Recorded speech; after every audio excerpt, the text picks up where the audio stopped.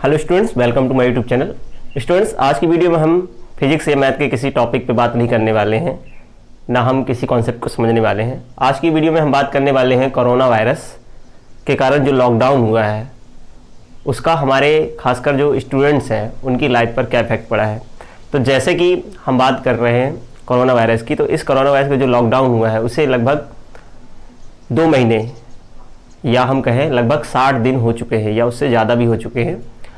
ठीक है, तो इस लॉकडाउन के बीच में ही जैसे हमारे 10th और 12th के जो बोर्ड एग्ज़ाम थे उनके जो एग्ज़ाम थे वो पोस्टपोन हो गए थे। इस वजह से स्टूडेंट्स बहुत स्ट्रेस में आ गए थे अब, क्योंकि उन्हें पता नहीं था कि टाइम टेबल कब आएगा और एग्ज़ाम कब होने वाले हैं। इस वजह से उन्होंने अब पढ़ाई करना लगभग बहुत सारे स्टूडेंट ने बंद कर दिया था। अब वो सोच रहे थे कि जब टाइम टेबल आएगा तब हम पढ़ाई करेंगे। अब घर में पेरेंट्स भी देख रहे हैं बच्चे की दिन भर घर में हैं लेकिन वो पढ़ नहीं रहे हैं, दिन भर टीवी देख रहे हैं, ठीक है, गेम्स खेल रहे हैं, लेकिन वो पढ़ाई पे ध्यान नहीं दे रहे हैं। तो जैसे कि आप लोग को पता है कि एमपी बोर्ड है ना ने अपना टाइम टेबल रिलीज़ कर दिया है। इस 9 तारीख से एग्ज़ाम होने वाले हैं और इसी तरह सीबीएसई ने भी बता दिया है कि वो जुलाई में एग्ज़ाम लेगा। जो बचे हुए 10th के सीबीएसई के जो 10th और 12th के एग्ज़ाम होने वाले हैं, लेकिन जो एमपी बोर्ड के 10th के एग्ज़ाम थे वो नहीं होंगे। ठीक है, उनका एक या 2 सब्जेक्ट के पेपर बचे थे, उस वजह से अब वो पेपर नहीं होंगे। जितने पेपर हुए थे उन्हीं से उनका रिजल्ट बन जाएगा। लेकिन 12th का पेपर दोबारा होने वाले हैं जो बचे हुए सब्जेक्ट थे और उसका टाइम टेबल भी आ चुका है। तो डेफिनेटली आप लोग को जो 12th के स्टूडेंट्स हैं उन्हें पढ़ाई में लग जाना चाहिए सीरियसली, क्योंकि टाइम बहुत कम बचा हुआ है। इसलिए आप अपने नोट्स रिवाइज़ कीजिए, अपने टीचर्स को कांटेक्ट कीजिए जो भी डिफ़िकल्टी हो रही हैं, जो सब्जेक्ट के पेपर बचे हैं उनमें, और सीरियसली आप एग्ज़ाम में की तैयारी में लग जाइए। ठीक है, क्योंकि टाइम बहुत कम बचा हुआ है।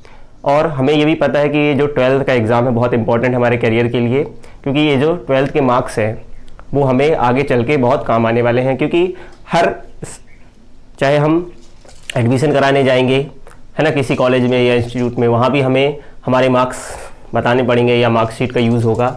ठीक है, वहाँ पे लगेगी हमारी मार्कशीट, 12th की परसेंटेज देखेंगे उन लोग पर्टिकुलरली, है ना।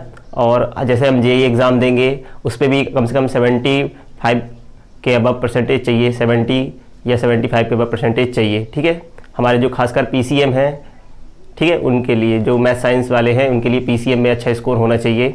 ठीक है, इसी तरह नीट वाले हैं, नीट का एग्ज़ाम भी होने वाला है, क्योंकि बोर्ड एग्ज़ाम के बाद नीट के एग्ज़ाम भी होंगे और जेईई मेंस दोनों होंगे, एडवांस जेईई मेंस और जेईई एडवांस, ये भी एग्ज़ाम होने वाले हैं।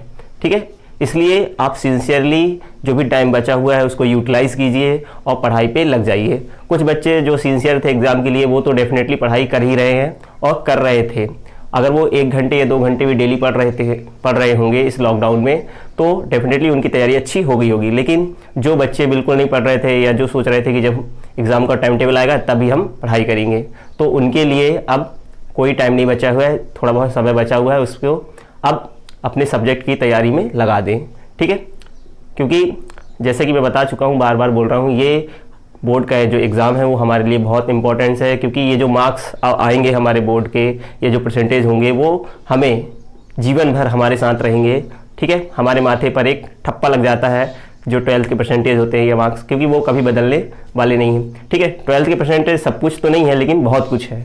ठीक है, खासकर जो इस साल 12th के एग्ज़ाम देंगे उनके लिए, क्योंकि ये जो टाइम पीरियड था बहुत क्रूशल था, बच्चे बहुत स्ट्रेस में थे।